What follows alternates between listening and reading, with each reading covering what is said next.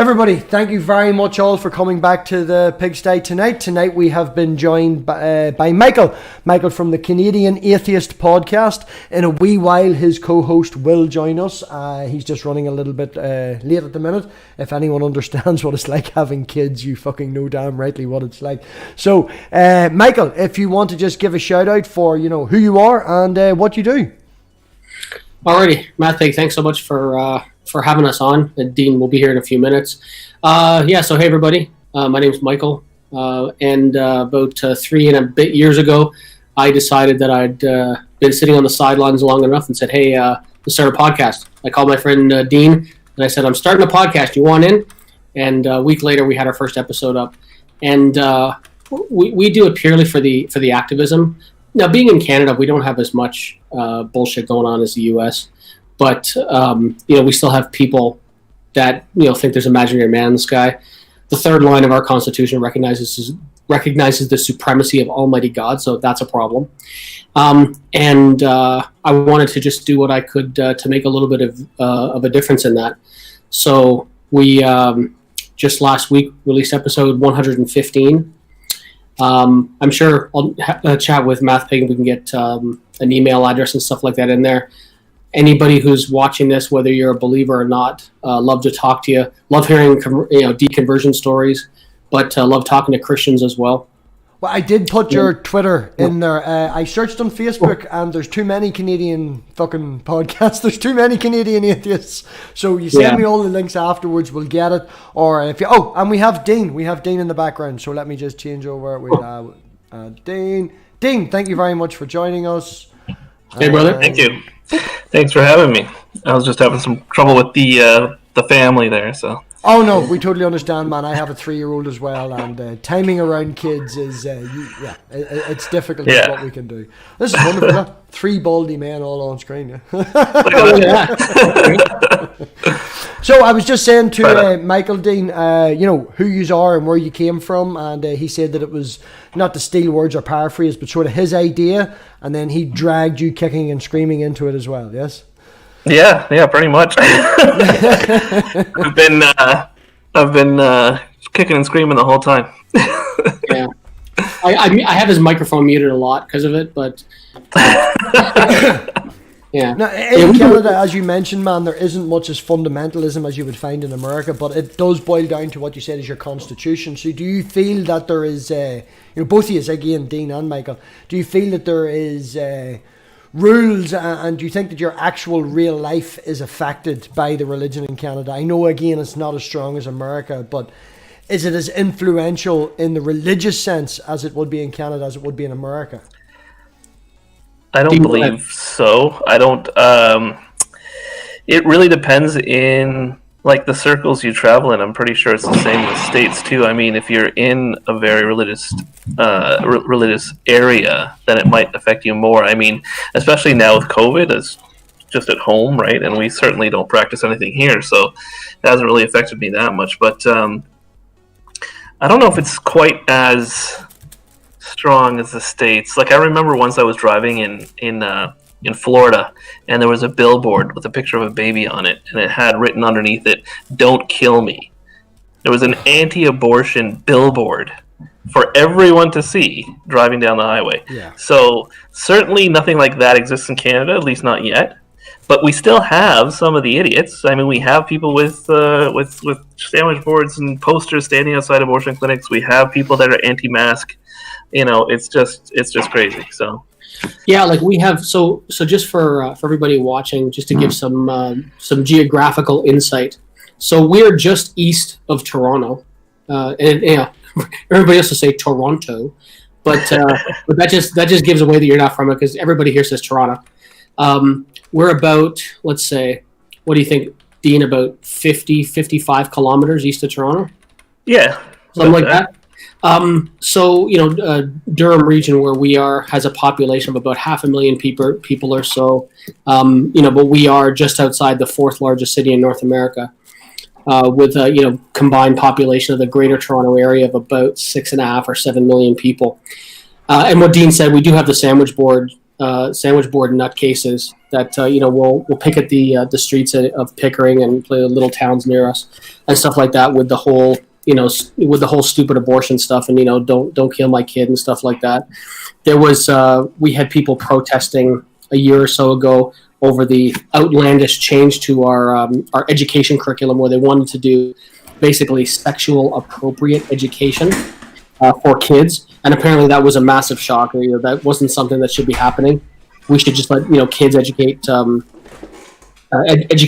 parents educate the kids at home, and we all know how well that works out when it comes to sex. When I was about 13 years old, my mom came to me, and she was a nice Catholic lady, and she said, can we talk about and I'm like, sex, Mom? Yeah. So we send our kids to school because that's where the teachers are. So let them teach. Well, relative to the abortion thing here, I'm in Northern Ireland now myself, quite close to the border, but I am in Northern Ireland, and the abortion laws here have only recently been changed. I say recently, this last year or so, and I have personally known people who have went to the pickets and got their signs out and all the rest of it. So it is a wee bit still backwards over here. I would blame most of it on the DUP. We call them Bible bashers, and they are the Protestant party. So on paper, I should vote for them. In Northern Ireland, it really doesn't boil down to your religion as in what God you worship. It boils down to cultural. You have Catholics and you have Protestants, and the Catholics want a united Ireland. The Protestants want to be part of the United Kingdom. What I've started doing on Twitter now is I've set news alerts on. I've set the news on full alerts, and in this last week we have had 3 bombings and a full shooting at someone's house. This is just Northern Ireland in this last week. 3 bombs and one. And it all boils down to the division of people. The tribalism. It doesn't actually boil down to the religion and what God we worship. We don't have the fundamentalism that we would have in America, and as I say, you generally don't have that there. But it does boil down to the fact that we need to change the laws, the effect that we can do and what we can do to affect real life, Mm-hmm. Mm-hmm. Have you here we don't have the separation of church and state like they do in America, and that seems to be even fueling the religious fanaticism there. They're trying to change that. Here we don't even have that, and in the UK they don't have it either. But it seems to be less of a problem in the UK and Canada than it is in the States. Mm-hmm. And it's written right into their constitution. Freedom of religion. The two do not mix. Even though they have tax exempt status, I don't know how they got that. I think that the problem that has arisen with that as well is you also have to take into consideration how old the nations are as well, and the problems that arise with America between, separation of church and state. Okay, taking that aside, we've had church and state together for so goddamn long that it's gradually grown apart from each other. Even though it's written in the law, the people themselves have become more secular because you're forced upon something. This is the state religion, and it's just worn itself out over time. Where in America, with the separation of church and state, especially with people who are in power, the people with the money, they realize that they can hoard the masses, so to speak. You have a great group of evangelist people there, you have a great group of Christians there, and because it is separated, you must rely on their vote. So if you are a man in power, a woman in power, and you scream and shout about how wonderful God is, you instantly can grab hold of that. So even though the separation of state is there, I think because of that, it can encourage people that you must vote to do something. So the evangelists and the Christians, they all band together under one umbrella, and look at America. Yeah, it's very true. We only, up until last year, we did an episode about it. It was only a little more than a year or so ago that our blasphemy law was abolished. Yeah, something similar in Ireland. Yeah. And I remember we joked about it beforehand, like, oh, they're not going to come knock on our door, and if they do, fuck them. But when it actually became abolished, because even though we are, not technically, British Commonwealth, whatever you want to call it, but it still had to go through the government. Then it had to go to the Governor General for, quote unquote, royal assent. Mm-hmm. to be abolished. And when it finally was, we did an episode like, woo, finally, we can say whatever we want. Oh, wait, we've been doing that the whole time anyway. Well, that's exactly it, man. The same thing in Ireland. The blasphemy law was there, and it's recently got abolished in this last couple of years as well. But nobody pays attention. How are you going to enforce that? Yeah. Well, they had said that the last time that it had been applied, like somebody got charged with it, was close to 90 years ago. And it's even 90 years ago, it still got chucked out. Like, it didn't even make it to trial. They're like, what is it? Fucking, yeah, get rid of this. It's one of those mean-nothing laws that are littered throughout the penal system. Yeah. I like what Aaron Ross said about blasphemy. He said he called it the victimless crime. Blasphemy laws in Ireland was changed only in 2018. Yeah. Really? Yeah, so we were only a year after you. Yeah. Yeah, so and it's silly that things like that do take precedent in real life. So, moving on from that there, what is the goal of the channel, man? I know that you are mainly based on Facebook. I say the channel because we're used to talking about YouTube here, but you are based on Facebook, yes, mainly? Yeah, I mean, so we have, a Facebook presence. It's my fault when things don't get posted there as much because, like we joked about before, Dean having a young family, it kind of quote unquote have to do it. It's fine. I enjoy it. I come on and I say a few things and then I just forget about it and go home. And then there's Twitter and stuff like that. And we're on iTunes and other podcast platforms. But so the tagline for the podcast is news commentary on all things atheism from a Canadian perspective.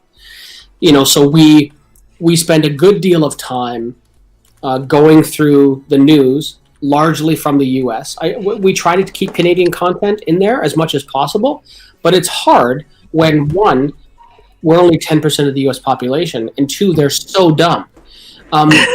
They give us no end of entertaining things to talk about, whether it's the dumb shit Mike Pence says where he thinks he talks to Jesus all the time, or Donald Trump saying 2 Corinthians, or just name it. I mean, the list goes on and on. Sorry, yes. I'll be honest, man, my TV actually fucking broke there as I rebuilt it. It fell off the stand there. I had to bring it back up again. But yes, you are based on Facebook, man. And what was it that drove you to get onto Facebook? I know that you just started the podcast. You reached out to Dean. You were like, right, we're doing this thing. Is there something in your life that you went through? And if I could be a wee bit blunt, when I seen you in modern day debate, I know who you were debating, so don't get me wrong. They can be antagonistic. But, not to say that you're an anti-theist, you did come across, I'm going to fucking tell you the way this shit is, and you're going to fucking listen, motherfucker. He is an anti-theist. Yeah, I am an anti-theist. I take and it's funny, Dean and I talk about this a lot. What was it, maybe 6 or 8 months ago, when I started talking about, the fact that my position was changing from kind of and it's hard. Like these are trigger issues, within the movement themselves. People talking about how they define atheism and weak atheism versus strong atheism, and how much everybody now hates the Dawkins scale and all these silly things, rather than fighting against the common enemy, which is so much more important. But around 6 months or so ago, I started shifting from the more dictionary definition of lack of a belief in a god or gods, to the more philosophical definition of believing that a god does not exist. I spent a lot of times talking to guys like Steve McRae, who makes my fucking brain hurt. You were lucky. I was just about to kick you until you followed up with that last wee bit. You're lucky we'll let you stay on. Go on ahead. And stuff like that, and other guys like Tom Jump, who's coming on the podcast later like this T-Jump, week. That take the more philosophical approach, and it was scary at first, because all of a sudden I had to accept this burden of proof in order to be honest with myself. Yeah. I just developed that's the wrong thing. I looked at in certain ways I developed my own thing, and in certain ways, if I'm being 100% honest, I stood on the shoulders of the giants who came long before us that put these things together, and I put together a 3-prong approach. And that is that, one, the Bible is wrong. It is just factually wrong in so many things. Two, if you look at the nature of the Christian God, he is logically contradictory, which brings his existence into question, seriously into question. And the third was the absolute undeniable fact of evolution. And when you put those three things together, they convince me, looking at the philosophical view of fallibilism, that I can have knowledge without absolute certainty. I am convinced that the Christian God does not exist for those reasons. Yeah, I can understand with you, man. Whenever I first came into the community and things like that, I had my original name. We've all heard that story. And Dave in the community, Critical Cripple, I would have referred to myself as an agnostic. Sitting on the fence, I can't decide. I'm happy to say that I don't know. And I did go through the process of antitheism after losing Christianity, then the sort of deism, and then you sort of level on yourself and you're like, well, not be so angry, I'm just going to be lazy. So I'm an agnostic, and Dave has been pushing me for the more standardized version of an agnostic atheist. The reason being, and the question he always asked me was, do you live your life as there is a God? Right. And we generally don't. In conversations with Christians, they would talk to me, and for a caveat, I would always say, I'm agnostic, but I'm atheistic towards the Christian God. Because, as you say, man, the Bible is full of contradictions, full of problems. There's an awful lot of faults with it. But, see, the thing with these labels, they are a problem. Stereotypes are good. It's good to have a stereotype. So you can throw a word out. Like I can say agnostic atheist, you would know exactly what I'm talking about. We have another person that we could know of that maybe would be, this, that, and the other. They use these words to describe in a wide term what we are. But it's talking to people I find is the difference. There's wee small things that change in between each other. Dean, yourself, would you consider yourself full-blown atheist? Are you an agnostic? Are you lazy, on the fence? Or... No, I'm definitely a full-blown atheist. I wouldn't say I'm anti-theist. I full-blown atheist. I can generally say to myself that there is no God. I wouldn't say that I am. The thing is that what I have learned through this podcast and through talking to people is that most of them have a life experience that leads them to believe this way. Just reading the Bible and just going to church isn't really going to solidify the belief that strongly, because there's so many contradictions in the Bible, and going to church is largely annoying for most people because it just takes time out of your day, and it's a Sunday. Yeah, my mother says God's everywhere. Why bother going to church? Exactly right. If you really are divided, there's other ways that you can tell God that. People who really fight for their belief and things like that, they've had a life experience that causes them to believe this way. So usually I want to get down to what is it that happened, and secondly, why is it that you believe what's in this book? What is so convincing about these writings that make you believe it that strongly?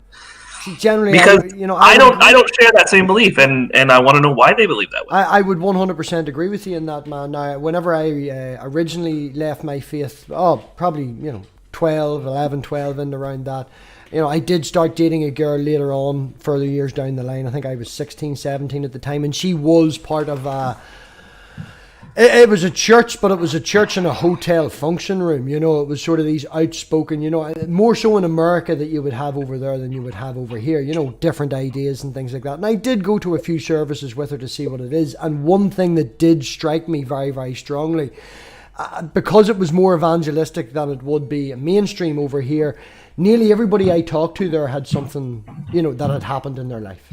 I talked to one woman, her son had died in a car accident at 18. I talked to 3 different people who were alcoholics, who were in the bar in this fucking hotel, and found themselves through this sort of thing. So there is that personal testimony. The problem with that is personal testimony when you go to convince someone else is... Exactly. Yeah, it's the most convincing thing to you, and it's the least convincing thing to me. Yeah. Well, one of the things is if something happened to you, and you believe it, okay, fine. Why should that matter to me?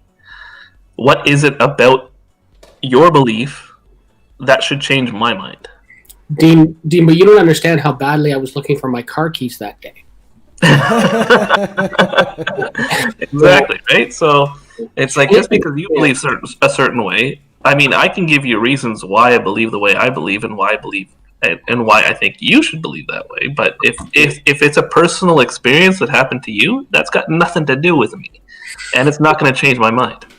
Yeah, and it's interesting when I talk to people a lot about this stuff, and I'll share with them, some of my experiences. And so I'll share a funny story. For anyone who hasn't had the opportunity to study with Mormons, take the opportunity. I'm being serious.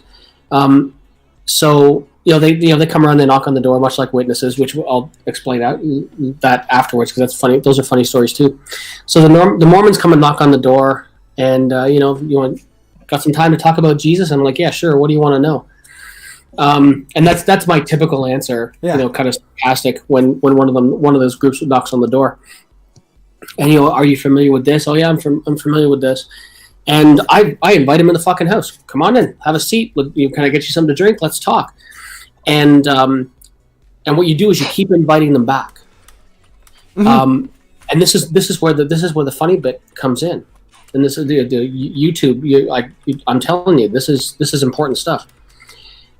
When they leave after the third time, one of the men, because it's always led by a man, an elder, of course, who's 19 years old, the elder will tell you that they desperately want to come back, but as part of what they do, they need to perform a service for you. Now, before you raise your eyebrows too much, they're not talking about that. But what they are talking about is something around the house. So I'm like, okay, well, can I think of something? And they're like, sure, we'll text you or whatever. And so I get on the phone with my wife later. I'm like, babe, what do we need done around the house? She's like, what the fuck are you talking about? I'm like, well, the Mormons have come over. Yeah, I try to avoid that. I said, well, they're coming back next week, and I need to give them something to do. So this is her fault. This is my wife's fault. She said, well, the kitchen floors are pretty dirty. So I shit you fucking not.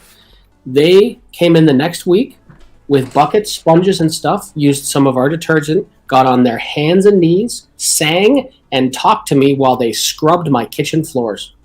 You see, this is the thing, though, right? And again, I don't want to go so far as to insult you, because to a certain degree, I definitely agree with you.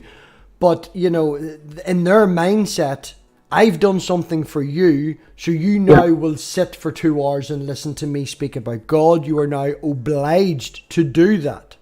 Where Absolutely. Most people would feel the guilt, and most people would be like, oh, well, as a thank you, I'll sit here. And, even if it's only a 60% turnover of people who actually thought about something when they left, it's still 6 out of 10 people who had a question in their mind when they left. So they scrub your floors, they've got one for the army. They've got one for the Christian army. That's it. Oh yeah. I have no delusions that it was my charisma that got them to keep coming back. But it was, and I would sit there and talk to them, and they have. It's funny. They have all these place cards and stuff like that, and they lay out. For anyone who's ever played role playing games, I've played Dungeons and Dragons for most of my life. So you lay out this map and you put down these pieces and stuff like that. And they're explaining, they're putting it all out there, and they're explaining the celestial kingdom and the terrestrial kingdom, and I forget the other one now. Yeah. I'm a bad student, and they're laying it all there, saying this is what you really want to do, and you want to strive for this and all that other stuff. And it's a lot of fun. But I wanted them to come back, so I let them do this thing, for me, and they came back another 7 or 8 times. I went to some of their services. The services part was really funny. I was at one of their services once, and it was close to the end of the month. And so I'm sitting there, and the bishop gets up, and they don't have a priest, they have like bishops. So the bishop gets up, and he's making he's doing like his housekeeping announcements. And he says, for everyone who hasn't tithed this month, please go see the secretary and make sure that you have your checkbook along with your pay stubs. Which was very telling. But at the end of the day, man, that's a thing. It's part of it. It's like passing the collection plate around. To a certain extent, passing the collection plate around is old-fashioned now. Can I get your direct debit? Will you contactless me on your mobile on the way out? They have a wee box at the door, you know. It's as times move on, it does make it more prominent, but people are used to it. People are, you know, it's something you do. You want to support the church, mainly, I would think, because people want to support, I don't know, like, it's hard to describe. They want to support the church, right? But the reason that they're at the church, up so they know exactly how much to take out. No, but I think that they want to support the church because of the good things that the church does, so to speak. Now, the good things that the church does relative to them is mainly community. You know, they want to support the church. They want to have a new roof above it so they have somewhere to hang on a Sunday. They want to put on their good clothes. They want to hang with their friends. You know, it is a community experience that they have. So don't get me wrong, in the community here, we've obviously, you know, all of us have bounded together to help people. Mama Atheist was sick, we got some money for her. You know, people need Patreon for a new computer and things like that. So as a community, we do bound together.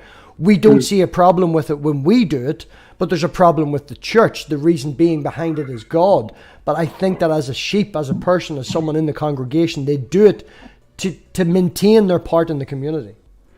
Yeah, that's true. And the one thing that I will say in support of what Mormons do is the Mormon church, when you actually research them and the things that they do, they have their own welfare system. And some of that money goes into a kitty so that if a congregant needs help, then there are resources available. And I wouldn't slight them for that at all.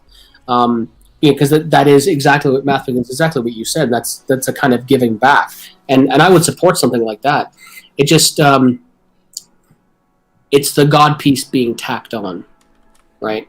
Which is what all of us are, you know, what all of us are against. Yeah, sit through this sermon and you get a sandwich. That whole thing with the... Oh, the Salvation Army and stuff like that. Yeah, well, I'm thinking about the Salvation Army. I'm thinking about those other... I was actually Salvation Army just as you say that, man. Sponsor African children and stuff like that, but they take away their religion at the same time. Yeah, I was originally Presbyterian, and my mother thought they were very much, you're going to hell rather than, you know, there's a chance of heaven, so she took me out of that. And the Salvation Army being cross-community in Northern Ireland and accepted both Catholics and Protestants, she sent us to that then, you know, because my mother, as much as she is who she is and believes in God, in Northern Ireland, she did very much believe in raising us going, there's no difference between people. At the end of the day, we all sort of, you know, worship the same, we're all the same and sort of idea, and sent us to the Salvation Army. And I did personally find that they were less screamy and shouty. I don't know what it's like in Canada, I don't know what it's like in America. I have heard some bad stories from America, but a memory that I have in the Salvation Army just before I left, well, the minister that was there before he left, when he joined, the very first night him and his wife came to the congregation, to everybody when they were talking to the children and stuff, is they didn't do a sermon. You know, they brought out a PlayStation, they brought out a football, we went and they had a barbecue out the back, and you know, I did start then getting more involved, and on a Wednesday night when we went to their house for Bible study, the first hour was pizza and hockey. You know, he was a massive hockey fan, and I found it very relaxed and very, you know, it wasn't screaming and down your throat. It was like, we are here and congregating because of God, but it doesn't mean that we have to do that. It's part of it, and it's, you know, a subset of it, and it's always going to be there. But again, it falls back on the more of the community aspect of it. Yeah, and I think that's true. So, I mean, I've done a lot of studying, a lot of research. I attended Salvation Army services for maybe a year or so in my teenage years. I've been to Jewish synagogues, Muslim mosques, every flavor of Christian church you can imagine. And it's true. The Salvation Army did have, now they've kind of gone off the deep end here in Canada and exposed their outright homophobia and stuff like that. But, you know, there was a lot of that fun stuff. But then in church, there was always that song, Onward Christian Soldiers, marching as to war, right? So it was, they don't even dress in their black with their white colors. It's full-blown military. You know, I was in training to become a junior soldier, you know. Yeah, for sure. It is laid out in a hierarchical military sense. But we are used to that. That's what human nature is. We all sort of fall back in a hierarchy, you know. Well, that community sense is always something that that strikes me as the reason why people go to church and stuff like that is because it's an in group. It's somewhere where they're accepted, and somewhere there's a group of like-minded people can get together. And I always thought it'd be nice if there were things like that were more secular groups where people could get together. I don't know what exactly the reason for it would be, but it wouldn't have anything to do with religion or God. Well, you see, that's it. You do get, as Michael pointed out, he's a big fan of D&D. I'm sure that he got together over the years with a lot of people. They all hung out. Not one of them mentioned God. Maybe gods and wizards and things like that. But, yeah, that's the closest we ever got. Yeah, exactly. So it's finding an excuse, so to speak, for a secular community to get together. It's very difficult for you to have a wide range of things, because God obviously encompasses people's entire lives. It encompasses how you vote, and in some religions it's very vague too. I mean, you just say God, and that's 90% of the people out there, right? So it's not more. It's finding something that we can all agree on. I'm very fond of sci-fi and things like that. We can't have a sci-fi convention; it'll have other people in it, and this, that, and the other. There's people that like D&D. I think I've never had it over here in the UK. Obviously we all have different interests, and they encompass our lives in different points. It's the umbrella term of God that gives them all that ability. Just once a week, hang together, sing 2 songs, and put in $2 or £2, and we can then hang with these people and talk shite and do this, that, and the other, and be in that group, be in that tribe, so to speak. Yeah, and there are organizations, like, I'm not sure what it's like in Ireland, but there are organizations like that here. Like there's there's groups like, Oasis, Secular Oasis and stuff like that. The Center for Inquiry, which I don't know if it's worldwide or not, but there's the CFI Canada, Center for Inquiry Canada. You can find them on apps like Meetup, and they have these kind of secular get-togethers. In fact, I mentioned Aaron just a minute ago. He was, they brought him in virtually from Texas, and he on Meetup for a talk last week. I think it was Friday, and stuff like that. So they do that kind of stuff. Again, right now it's hard to get together to do much of anything. But yeah, those things do exist. But it's one of the interesting things that I've found, and I went to a really big one about, I think it's 4 years ago now. They had the Imagine No Religion conference in Toronto, and it was INR 7, and big names are there like Lawrence Krauss, Richard Dawkins, Jerry Coyne, Matt Dillahunty was there, big names, right? And controversial names, at least 2 of them. One I don't know. Oh yeah, for sure, at least 2, and so. But everything eventually, just like, and because we're not perfect, like the secular community is not perfect in any way, shape, or form. In the same way that a religious gathering will have that God, undercurrent to it, if not direct, surface current. The Imagine No Religion had the same thing, from a atheist secular perspective. And so many of the conversations, whether it started out as sports or favorite foods, eventually turned into, let's talk about why these other people are so dumb with the things they believe.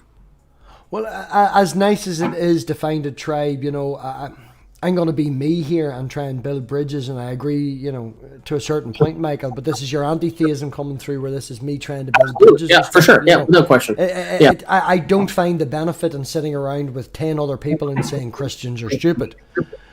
I understand where you're coming from, and something Noel pointed out here on Sunday, Noel Plum, if you haven't watched that video, watch that one. It was... we have these atheist groups, and then we all get together, and atheism gets conflicted with leftism.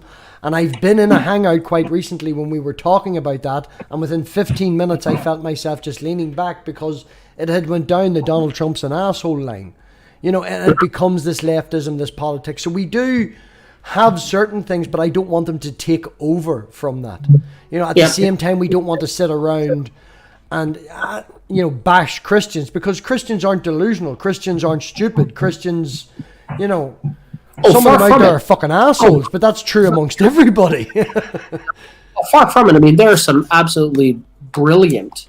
I love having conversations with my father-in-law, and my father-in-law is a staunch Catholic, and we have some unbelievable discussions, and we're both firmly convinced that we're going to drag each other to the other side, kicking and screaming. Yeah. And but we have great conversations, and to say that, and it is an overgeneralization for me to say, and it is my antitheism, that does come out, because when you have people like, Francis Collins, Bible-believing Christian, but also founder of the Human Genome Project. Yeah. This is not a stupid person. No, that person's very smart. And if you actually looked into that man, I don't know, but as Dean made a reference to earlier, do you know why he's a Christian? Yeah, because he was walking in the woods and he saw a stream of three waterfalls. Yeah, and froze, and he dropped to his knees and accepted Jesus as his Savior. Again, it falls down on personal testimony. It's something that he's personally experienced, but the human brain is wonderful at compartmentalizing. Oh, for sure, yeah. Yeah. He's got that wall built up between science and religion. Yeah. But I also have discussions with my cousins in South Africa, and they're very maybe not very devout, but they're definitely devout and go to church every weekend, and always say God bless when anything good happens on Facebook or whatever. And one of them is married to a preacher, so she's the one who posts all the things that I take exception to. But I mean, they're very smart. They can argue themselves out of a paper bag every time. Extremely eloquent in the way they write, and it's raising their kids, and like their kids are awesome and stuff like that. But and it's just that one piece, right? Yeah. When it comes to what's going to happen after you die. Yeah, making a reference back, personal nature, to my mother. As I've said before here on the channel, I refer to her as spiritual Christian. I've mentioned to you already in the interview that she doesn't go to church because God's everywhere, and it is what she has accepted. But when I was growing up, my mother gave me, the Hardy Boys to read. She encouraged, not that she was knowing what she was doing, and it didn't have a name at the time back in the 80s, but she was encouraging critical thinking. She was encouraging logical thinking. She was like, right, here's a thing, take it apart and fix it. I remember my grandfather on my father's side literally went out the back one because he noticed that I used to take everything apart. So he got like 4 or 5 blocks of wood and just screwed them together. And all I did as a kid was take them apart and put them back together again. And figure out how to... And it's that upbringing, even in the religious nature, to have that, the idea of question things. How do things work? Where do they come from? And it's given my mother that progressive idea where she is quite accepting of my views, to the point where I've had Christian friends go, right, let's talk about the Bible when my mother's in the room. She laughs and gets up and leaves because she's like, good luck to you. He knows more about it than you do. Yeah, it's an oversimplification to say that atheists generally know the Bible better than Christians do. But I can say with a fair degree of confidence. If you stuck the word online in front of that, man, I would agree with you. Online atheists know the Bible better than Christians, but you find a lot of atheists just faded away from it. Yeah, for sure. Yeah. The only thing I would say is that I can say with a fair degree of confidence that I, as one atheist, I think I know the Bible better than two Dean and I debated on Modern Day Debate. Mm-hmm. Well, I left. I'm 37. I'm 37, and I left religion when I was about 11 or 12. I still have within arm's reach the Bible that I was given by the Salvation Army and my songbook. So do I've collected Bibles. I have a New James. I've got our New English Translation. I've got the King James. I've even got a fucking Gideon Bible I stole from a hotel one night, man. I've got a collection of these things, but I haven't read them in a long time. The reasons that I have them is if somebody goes, right, well, we're reading this version, boom, I have it. I wouldn't go so far to say that I know it. I did back then. Don't get me wrong. This is, you get a sticker in the Salvation Army for top of class. And, I'm covered in stickers in my little Bible, so I did know it then, but that's a long time ago. Yep. And no matter what you say to me now, and no matter what you provide to me now, I've spent 20 odd years going through this. My stance is set. I know what it is. We do this for the audience. Yeah. Well, Michael doesn't steal the Bibles out of the hotel. He hides them. Yeah. So if you remember, if for everyone who's familiar with the atheist experience, once upon a time, he hasn't been on for a long time now, but there's a guy named Jeff D, who was one of the hosts, and I got to know Jeff a little bit through Facebook, and he was an artist, and he did some of the artwork for some of the original D&D books back in the late 1970s. And he did a Kickstarter, and I bought into his Kickstarter. So I have signed Jeff D artwork in my dining room downstairs, which my wife loves having in the dining room. But he used to have this thing where he would come on and talk about it on Atheist Experience. It was called Hide the Bible.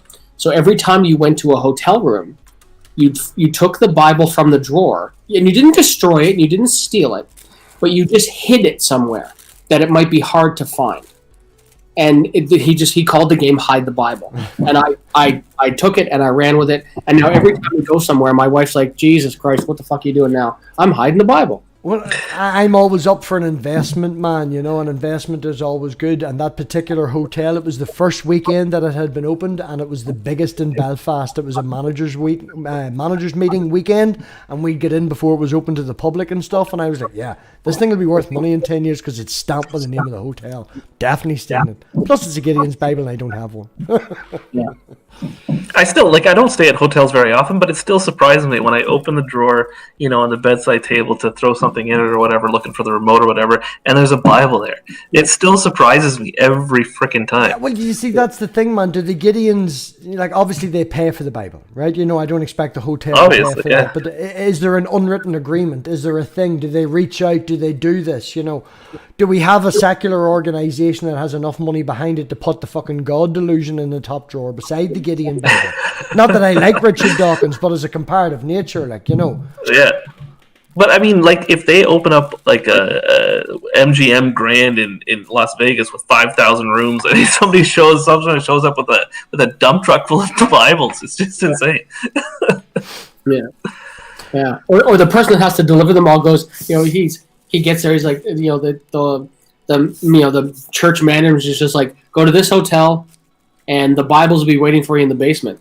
I can see him pulling up in his car and looking up like, oh fuck, it's a 200. It's a 200-story hotel. It's gonna take me weeks. Dean, you've been not very quiet, but comparative to Michael, I can understand. I usually am. Why you're the co-host and he's the host. But do you have a history behind it? Do you have, when Dean reached out to you, were you originally Catholic, Protestant, or some sort of denomination, and you have experienced something yourself, and when Dean came to you, you felt the reason behind it? Well, I left religion. My parents were never really that big on it. I mean, we went to church when I was very little. And one funny story they tell me is that when I was about 4 or 5, during the sermon, I stood up on the pew and I said, "Liar, liar, pants on fire." I've been an atheist for a very long time. No, but around 13, 14, I'd say, I was sitting in my room and I remember it. I was sitting on the end of my bed, and I decided to think about it. I said some religious quote in my head, and then I thought about it, and I was like, okay, what's going on here? I had learned somewhat about evolution, and I was thinking specifically about dinosaurs and how they're not mentioned in the Bible, but they're a real thing. We know about them. We know a lot about them. The word wasn't invented. They're called, what was it, behemoths or something, whatever it is. But I mean, one reference to something that would have been occupying everybody's life all the time if we were around together. I mean, somebody would have said something about a T-Rex chasing them down the street, right? Look into the evolution of a T-Rex, man. That thing has the best eyesight of any land mammal that ever existed and could run you down. You were not escaping a fucking T-Rex. That's right, and their sense of smell is unrivaled as well. So, I mean, at that point, I'd said that science and evolution and all that it makes sense to me. It's eloquent and it's easy, and and if you have questions, there's a way to find the answer about any of it. And there's a way to test it and prove it for yourself. And not so with religion. It's don't ask questions, just believe. And that's not the way I am. I always have questions, always. And then, so from that point on, it just kind of just was in the back of my head. I didn't go to church or anything like that. I mean, I still, put my hands together before dinner because my parents would say grace every night. But that was more of just automatic. It was something that you do. I don't anymore. If we go to my parents' house and they say grace or whatever, then I just sit there and wait for them to finish. I don't close my eyes or anything. Yeah, as a side note, whenever my mother, when we left religion, me and my brother both left religion, she still sort of did do that at the start, at a Sunday dinner, sit down and say grace and stuff. And when she went round the room and started asking me and my brother after we left faith, it was rub-a-dub-dub, thanks for the grub. She got sick of listening to that, so it was, I'm just going to stop now.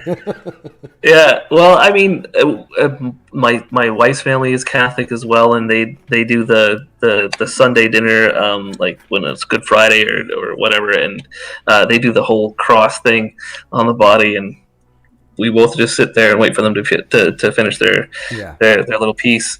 We personally at home, we started doing all hands on deck, which is, if anybody has seen Shazam, it's something they do in that movie where everybody puts their hand in the middle of the table and they say, "Thanks for this. Thank you for this meal. Thank you for this family. Thank you for this day. Thank you for this meal, even though it's not steak fillet." So we've been doing that as often as we can remember, just as a thank you for having food. And then I remember my wife and I, my wife met Michael's wife through a particular group, and then we got together, and Michael and I started talking. I don't know how it got onto it, but we talked about religion, and I actually think I spurred Michael's something. I stoked a fire within him. It was a summer barbecue, and yeah, Shannon still has a little Dean doll that she pokes. Yeah. So all that pain in your lower back is Shannon poking you. But yeah. So no, it was that, and it was because I was content to, just be, kind of a very passive atheist. Do you believe? No, I don't believe that stuff. 70% of the atheists in the world are probably like that. Now I'm pulling a number out of my ass, but Sure, yeah, but like my wife, I don't think that you. I don't know how successful a relationship, marriage, whatever it is, could be if you had people that had views that were so diametrically opposed. I think maybe it could work. I don't think I could do it. My wife is an atheist. She is that person who's just like, no, I don't believe that stuff. And she won't. She's extremely anti-confrontational when it comes to anything except reality TV. That goddamn Love Island, yeah. Yeah, but no, and I'm joking, of course. And she loves her baseball and stuff like that. But she's completely non-confrontational. She wouldn't say. Somebody could say unless it's getting into like stuff that has to do with human rights. Like she will speak out if somebody says that abortion is murder. She will speak out against that. She will speak out against anything having to do with the subjugation of women. But those are the only two topics where she'll really be like no. And she's one of the smartest people I know. So I'm glad I stay up. Well, my daughter, she's only she turned 3 in February. She's just 3.5, whatever it is. She's on paper a Catholic. Her mother is on paper as Catholic. And when we entered into the relationship, we met through Plenty of Fish, and I did put under the religion section non-religious, as did she.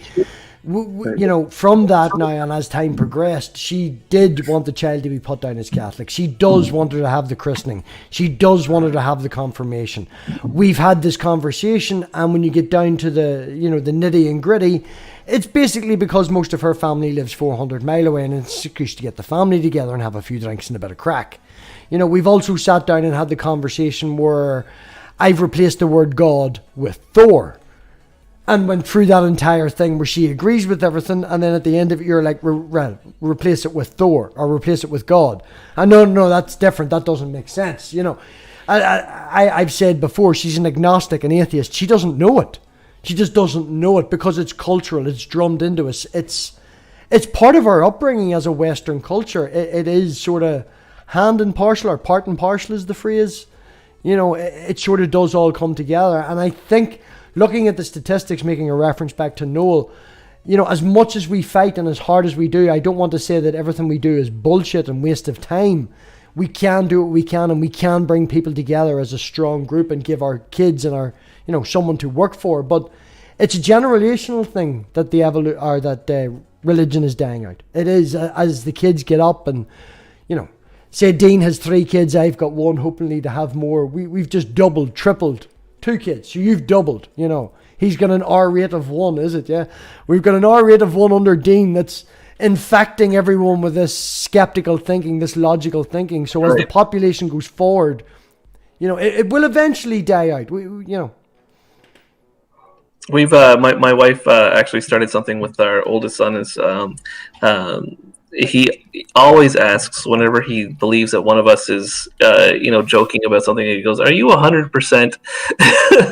So my wife and then we have to say no, right? And so it's just we've started that skeptical mind of his, right? So, like, if you're not sure about something, then ask, "Are you 100%?" Yeah, like. But then, of course, he's the same. He's the same kid who we were reading a book, and in the beginning of the book, it was dedicated to, and it had the names of both him and his brother, and he goes, "Oh my God! Like, our names are in this book," and he goes, "Ninjas must have come in at night and changed the names in the book to be ours." And I said, "Do you think, is it more likely that the person who wrote this book knows somebody with the same name as you and your brother, or was it ninjas that came in at night and changed the names?" And he's like, "No, ninjas." That's it, man. Especially at a very young age, as I say, my wee girl's 3.5, and I'm treating her like a sponge. You know, I'm watching documentaries on mathematics and things like that. I'm watching stuff on space. She is amazed. But whenever we watch something that has anything to do with the universe, she literally will be sitting beside me, and I have videos where she's looking at the TV and it's a satellite shot going past the moon or going past the earth or something like that, and she literally stops and just goes, "Wow." You know, it's a complete... I joke with people that I know, and they're like, "Well, if you'd like, you know, what would you like your daughter to grow up into, a doctor or a teacher?" And I'm like, no. My wee girl's going to figure out quantum gravity. That's where I'm moving. Yeah, well, my son, he's like, I put on whenever there's like a SpaceX launch or something like that. He sits and he watches it with me, so it's awesome. Yeah. I feel kind of weird, like you guys are young. I mean, I know, Dean, how your kids are, and you're like a 3-year-old. Like, my daughter's 23. She just turned 23 years old. And she's very much of the same mindset as I am. And tell a little story. Her mother and I separated when she was 6 years old. And her mother is a believer, but not like really super duper duper hardcore. But when we separated, she wanted to start taking my daughter to church. And as part of our separation agreement, there had to be consensus on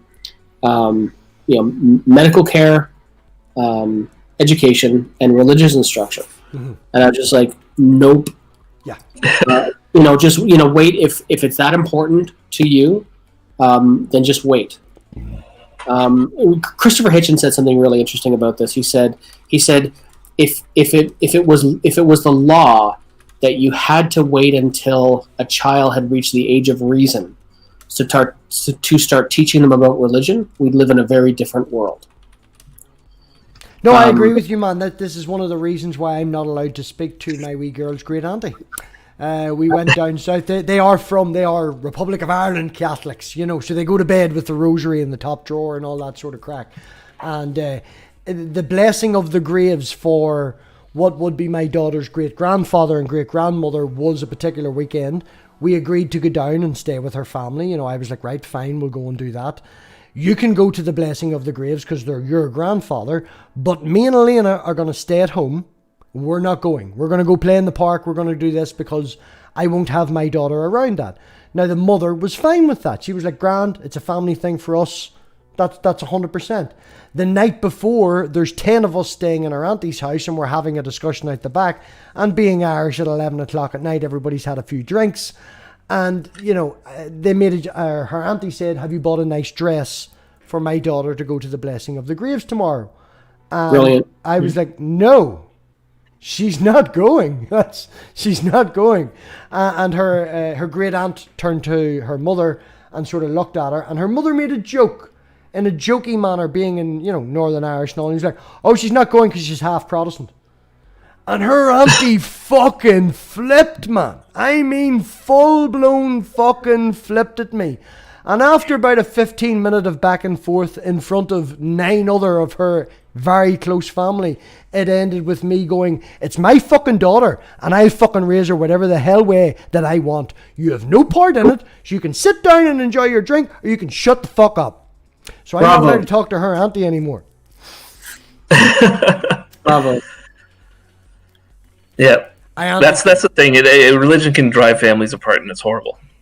It really does, man. And as I say, it becomes a generational thing. You know, that's her great auntie who's 50 and 60. You know, who's of that generation. The church is mandatory. You go every Sunday. It's very religious. It's this, that, and the other. Then you have her mother's generation, who is, you know, I'm still doing this shit because it's culturally acceptable and it's fun to do to get the family about. And then hopefully with the next generation, which would be my daughter, she's like, who the fuck gives a shit? You know, and it hopefully will become a progression down the line from that. On that note, if anybody has any questions that they would like to ask Dean or Michael, they both have agreed to an after party. We will probably be back in 15 minutes after we end, 10 minutes, you know, tea break and toilet break and all that.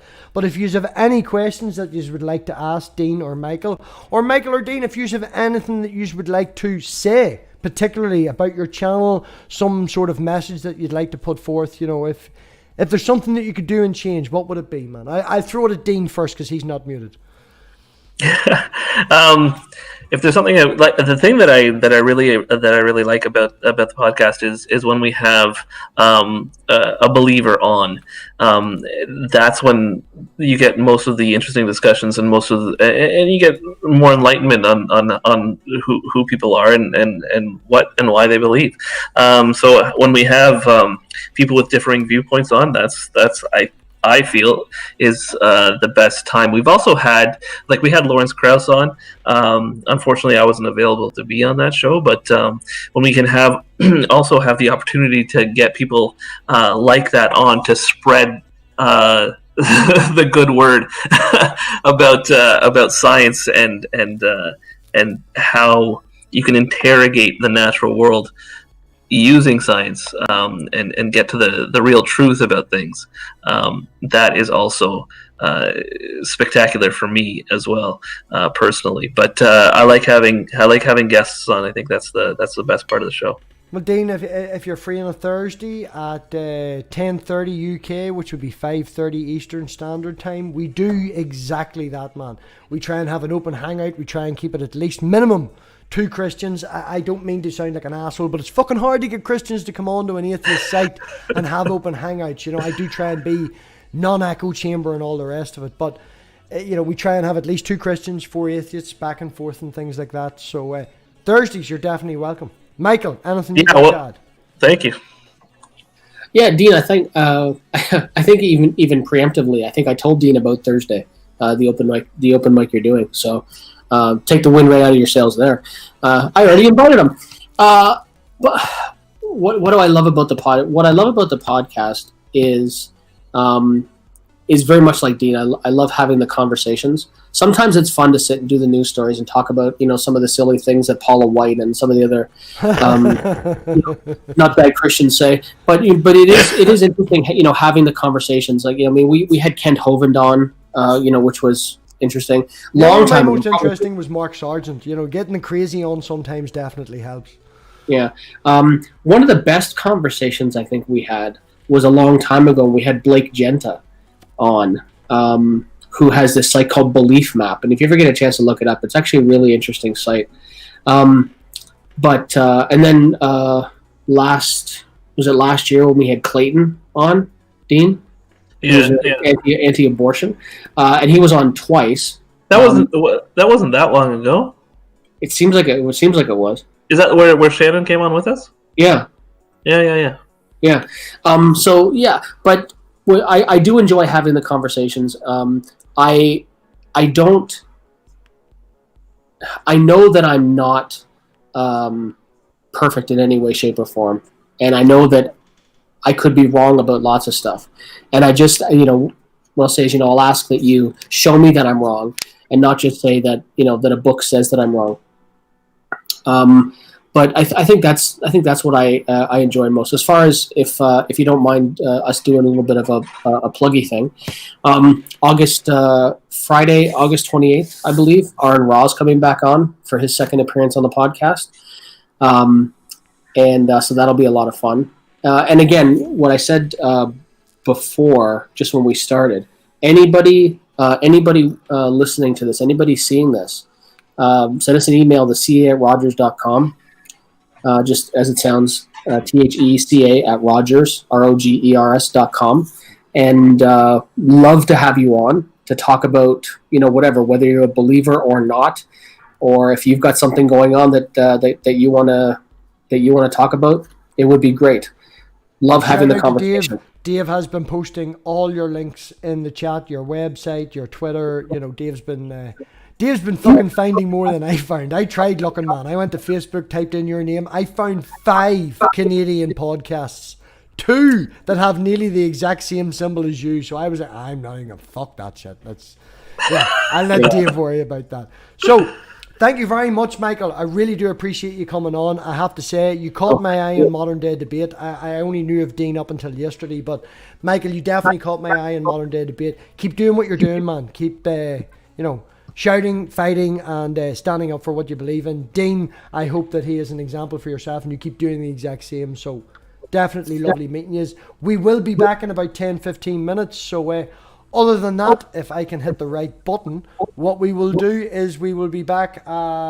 Dave, post a link to the fucking... I've just scheduled. Dave will post the link to the after party. Patreons. Thank you very much for all my Patreons that help. We have just got an arrival of a 3 terabyte drive. I just need to get a SATA cable. We will get that up and going. Shout out to Godless Granny who bought me a new light box. So eventually we'll get my ugly mug on screen when we get a better camera. And everybody, we'll be back in about 10-15 minutes. So on that note, we will oink and we will out.